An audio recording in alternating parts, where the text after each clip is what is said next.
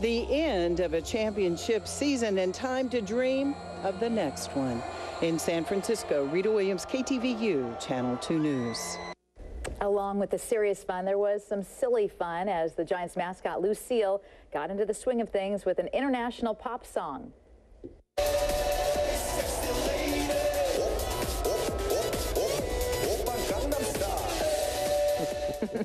The infectious rhythms of Gangnam Style by the Korean pop star Psy helped energize the crowd. It was certainly a far cry from the closing number, Tony Bennett's rendition of the official anthem of the city, I Left My Heart in San Francisco. Sergio Romo's T-shirt is the talk on Twitter. It read, I just look illegal. Romo didn't talk about it directly, but he did applaud the diversity in the Bay Area. Romo was born to immigrant parents in Brawley, California, near the Mexican border. The maker of that T-shirt says they've only sold 40 in the past 2 years, but now orders are flooding in. If you missed the parade today, you likely won't find any sign of it on San Francisco's streets tomorrow morning. City crews armed with blowers, 6 sweeper trucks, 2 flusher trucks, 4 steamer trucks, and a lot of brooms made quick work of parade cleanup. They say there were 3,000 pounds of confetti this year, 10 times the amount used in the 2010 World Series parade. 2 years ago, we had more plastic stringy looking sort of confetti, which was much harder for our machines to pick up. We also learned today's confetti was biodegradable and came in larger pieces, which made it easier for crews to clean up. So what's it like for all the Giants fans along the parade route? A bit later in this newscast, a first-hand account from a man who had a front row seat. It has set a new record. Late tonight, we learned from BART officials the transit system had its highest daily ridership ever today. BART says by 8 o'clock tonight, it had carried 538,000 riders, eclipsing the previous one-day record set during the Giants' 2010 victory parade. Trains were crowded, but BART says for the most part things ran smoothly. In addition, Caltrain reports its ridership more than doubled compared to a normal Wednesday commute. Tonight at 10:30, a big break in the case of a minibus that was vandalized, then torched last Sunday, but police say they still need your help. San Francisco police are asking for the public's help tonight in identifying 2 people who set fire to a minibus. It happened Sunday night during the celebration that followed the Giants World Series sweep. KTVU's Paul Chambers is live now in the city to tell us about a photo that has already led to 1 arrest. Paul? Julie, it's been 3 days since vandals struck many businesses here in the Mission District. I would tell you, the Skechers and a couple businesses across the street already have still graffiti on them today. But the police chief said, yes, his men and women have made arrests, but they still need your help getting the rest of people off the streets. San Francisco Police Chief Greg Sir wanted to thank the public for helping to identify this man, 22-year-old Gregory Tyler Granis. Police say Granis, seen here smashing the windshield of a minibus, was arrested at a hotel in San Francisco where he confessed to the crime. Now police need your help identifying 2 more men. Any information anybody can give us to who these suspects are that would be so reckless as to light a bus on fire. Take a closer look. Police released these photos of the suspects. Investigators know the images are hard to make out, but hope someone knows who these men are.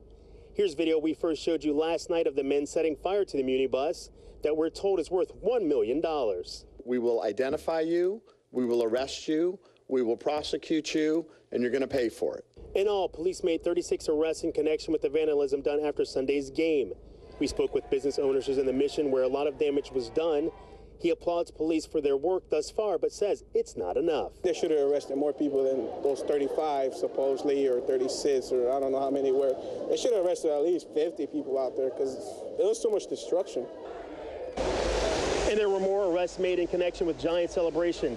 Today, police arrested 22 people after the Giants parade. Police say that's a small number, especially when there were more than 1 million people out there.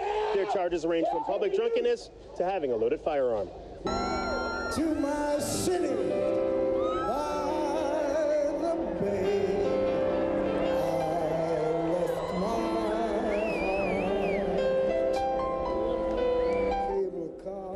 There he is. Singer Tony Bennett made a surprise appearance today to close the celebration honoring the World Series champs. His classic, I Left My Heart in San Francisco, is played after each Giants win at at&t Park, and it seemed appropriate today to mark the end of a spectacular season and Victory Parade by hearing it one more time.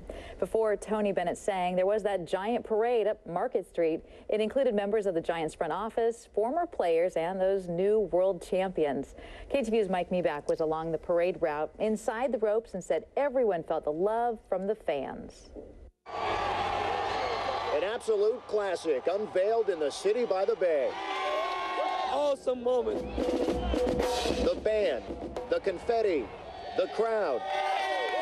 Great city, great team. The trophy. Hey, Coach, how do you feel? Awesome.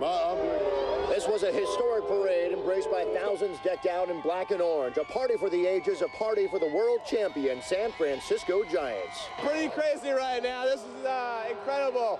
Obviously showing signs of 2010 with all the black and orange, but who would have thought this day would have fallen on Halloween, right? The costumes were out, but so too were the classics, from Mays to McCovey. Willie, how do you feel?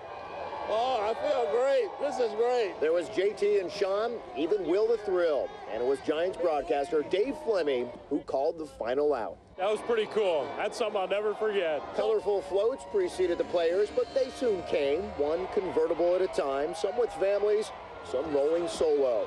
Aubrey Huff, pivotal in the 2010 championship run, talked about some of the key players to this postseason compared to 2 years ago. Very easy to not be on the roster and be able to do something this year, and Pablo and Brian Vogelsong, what a story. And what a story the Giants are. And for these fans who came today. How's school today? Good, it was good. You didn't really go, did you? No, it was awesome. The 2012 Giants, they will never forget. So it's exciting to see second year in 3 years. It's amazing. The most important part to me is all the fanfare, everyone's spirit. The spirit was great, the parade was great, and everyone we spoke to said that they want another. Giants 2013. Mike. About as large as 2012, about 1 million people out to see it. By all accounts, the Giants on hand. Matt Cain's car driven by Alex Smith. 49er coach Jim Harbaugh chauffeured Brandon Belt around. Very low-key there. But later, Hunter Pence spoke to the crowd about the Giants' somewhat secret ingredient. There's one simple thing that happened with this team that hasn't been talked about enough, and it was sacrifice. When I went up there and talked to these guys, I asked everyone to sacrifice yourself and play for each other. And you won't see that happen too often with this big a stage in the playoffs, with this great a group of superstars. They sacrificed their ego and they played for you guys, and this is what this celebration is about. It's about you. Thank you, guys. Everyone join with me, hands in the air. We're gonna slow clap this, and we're gonna bring it up with the rock, rock, rock, rock, rock.